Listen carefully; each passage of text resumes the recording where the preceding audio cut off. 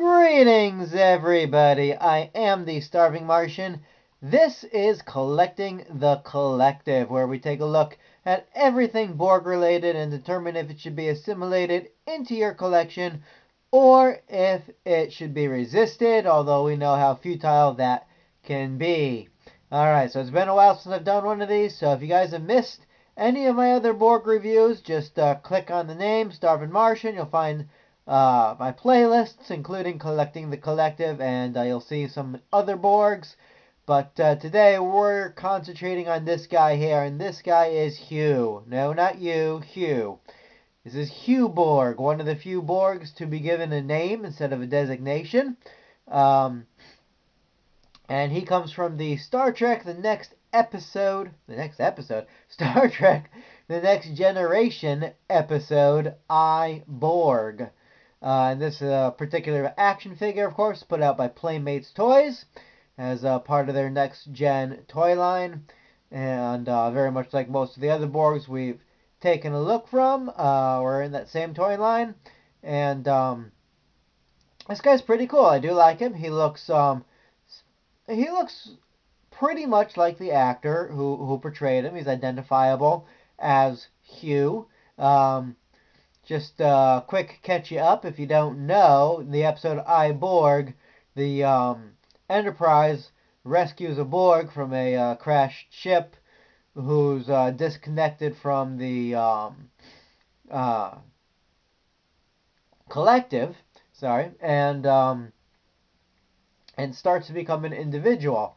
And so Geordi LaForge kind of befriends him and names him Hugh in a sequence that sounds like it was taken from some kind of cheap Abbott and Costello kind of ripoff. You know, like a Who's on First routine.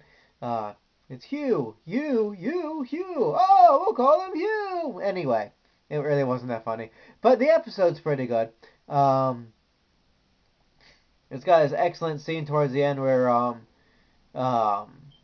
Captain Picard, like, tries to pull a mind bend on this guy by telling him that he's still Locutus and he's commanding him to assimilate Geordi, and he's just testing him to see if he's really becoming an individual or not, or if the Borg mindset can be overwritten, and it actually can. He becomes his own person, but he chooses to go back to the Borg to prevent the Borg from assimilating the rest of the Enterprise. And we'll find out later that his uniqueness, his individuality, sort of infects the other Borg on that one particular cube. And so the rest of the Borg, they just cut that whole cube off. And they become their own little society. And yeah, that follow-up episode is not nearly as good, but oh well, he gets at least one good episode. We'll be happy with that. So here's the figure itself. Bring him in close. Alright, now as far as the face goes, it might not be the best likeness out there. But it's got enough detail that you could definitely tell who it is. This little green speck here in his eyepiece in the actual episode is like a little hologram. It sparkles when you turn it. And so that's kind of cool. It doesn't really do that on this figure, unfortunately, but considering his size, we're not going to get too upset about that. He's got tubes connected here on his arm and another one on his leg. And then when you turn him around, you see some connected to his back up to the front part of the torso. He's got a couple on his head. And these ones actually come pre-installed. A lot of the other Borg figures, you have to put the tubes in yourself, and they have a tendency to pop out, and it's really annoying. So kudos to Playmates for getting that right.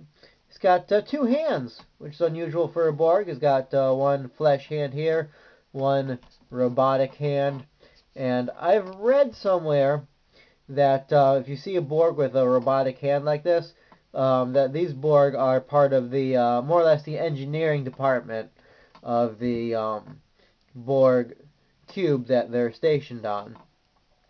So, if you're ever curious what Hugh's job was on his particular cube, there we go. He was a maintenance engineer, which might be why him and Geordi hooked it up so well and became best buds. because Geordi, of course, was chief engineer on the Enterprise, so they had a lot in common. He's got this inverted friar kind of bald spot going on there, but he did in the episode, so we're not going to hold it against him. He's got a lot of posability for a figure from this time. He's got a head tilt. He's got waist rotation. His arms rotate. And he's got bend at the elbow. His legs can come up. His knees can come down. And make him do a little interpretive dance if you want.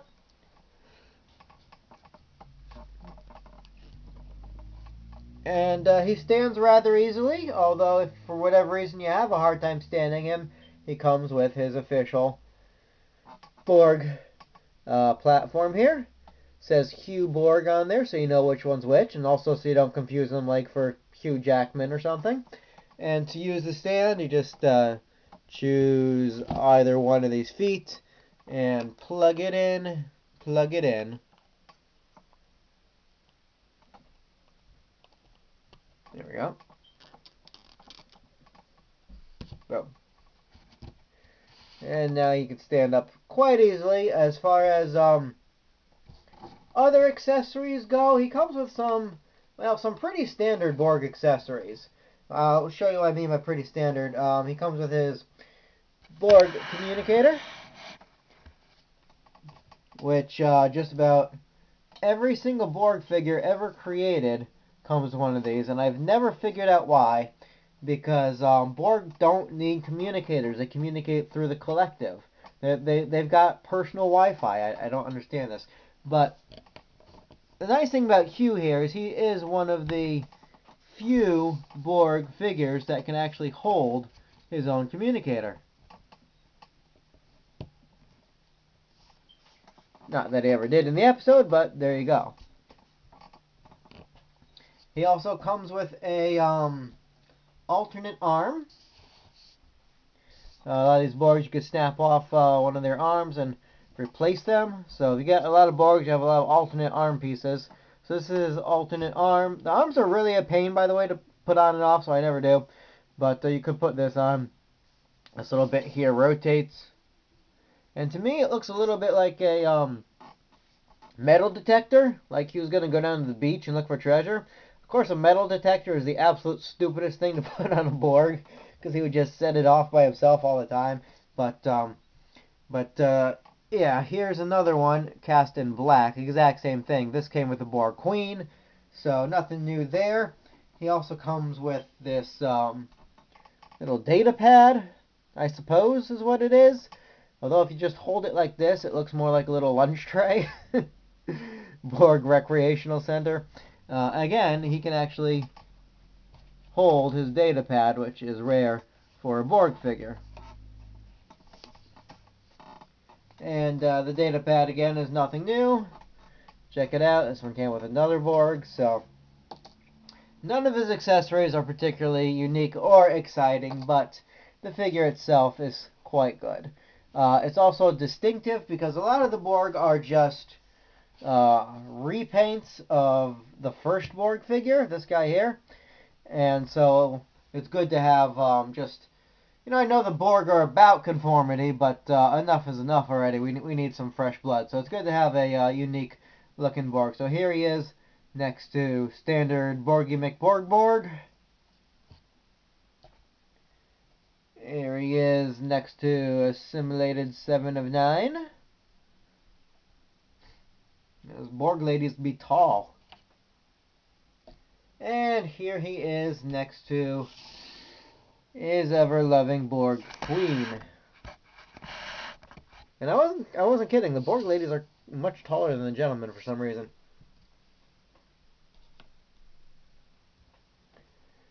There he is, surrounded by android lovelies.